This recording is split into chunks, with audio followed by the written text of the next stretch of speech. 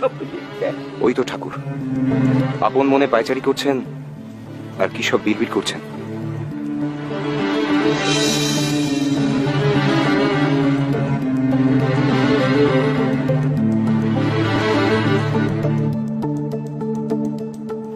ঠাকুর, লড় নীলি, হায় হায় হায় হায় দেখিনি, হায় হায় হায় হায় হায় হায় হে হায় হায় হে হায় হায়। কার সঙ্গে কথা বলছেন ঠাকুর? ওই যার কথা শুনলে তোর মুখ দিয়ে ওই আগুনের বাকি ছোটে, সে মাটি, সে পাথর পেতি মেয়ে, সে ন্যাংটো হয়ে সময় বুকের উপর দাঁড়িয়ে আছে। ওই হ্যাঁ, ওই সব কথা কথা বলিস, তার সঙ্গে কথা কইছিলাম রে, তার সঙ্গে কথা কইছিলাম। হ্যাঁ ঠাকুর, আমার খুব জানতে ইচ্ছে করে আপনার মা অমন ভাবে, মানে জগৎ জননীর অমন রূপ কেন? তোর সত্য সত্যই জানতে ইচ্ছে করে লড়ে, সত্য সত্যই বলবেন আমাকে? হ্যাঁ, চল চল চল, কুড়ি ঘরে চল। না, কুঠি ঘরে নয়, এখানে দিব্যি ফুরফুরে হাওয়া দিচ্ছে। এইখানে এখানে বসে শুনবি? ও আপনি আপনি বরং ওইখানটা বসুন। এখানে এখানে বসবো? হ্যাঁ, জয় মা, জয় মা, হ্যাঁ জয় মা। এই তুই ওখানে বসে কিনি, তুই ওখানে বস। হ্যাঁ না, আমি ওই সিঁড়িতে বসছি আপনার মুখোমুখি। ও তা বস বস বস, বস। বলুন আপনার মার কথা। আপনার মা কালী কেন? কে জানে মা কালী কেমন, সরদর্শনে না পায় দর্শন। যে শ্মশানে শ্মশান কালী, ভক্তের শ্যামা কালী, রোগে ভয়ে রক্ষী কালী।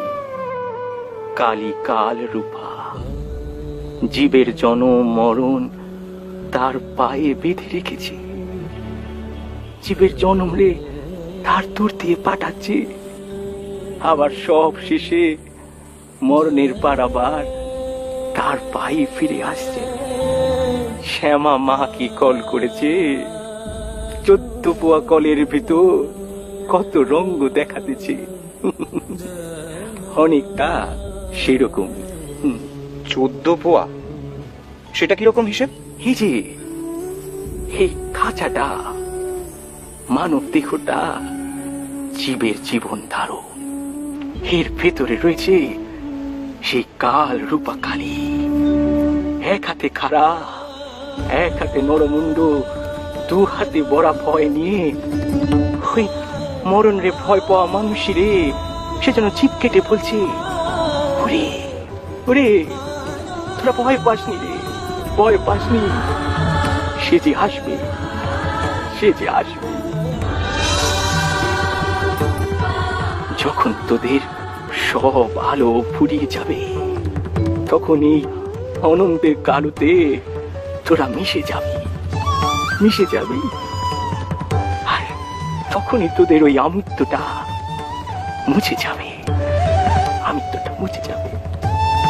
তাই তো শিব হয়ে সবের মতো শেষ সময় মায়ের চরণ দুখানি বুকের উপরে জড়িয়ে ধর আর বল, মা গো, মা, মা গো।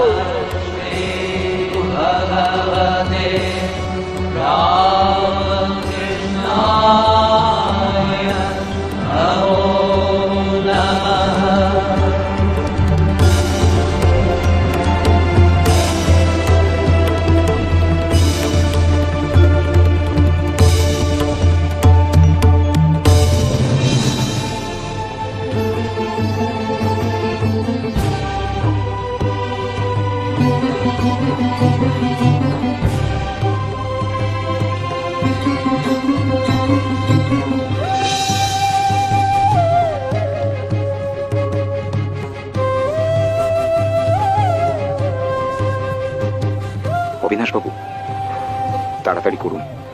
ঠাকুর এখন ঘোরের মধ্যে রয়েছেন, কিন্তু যে কোনো মুহূর্তে 5-6 দশায় ফিরে আসতে পারেন। তাড়াতাড়ি।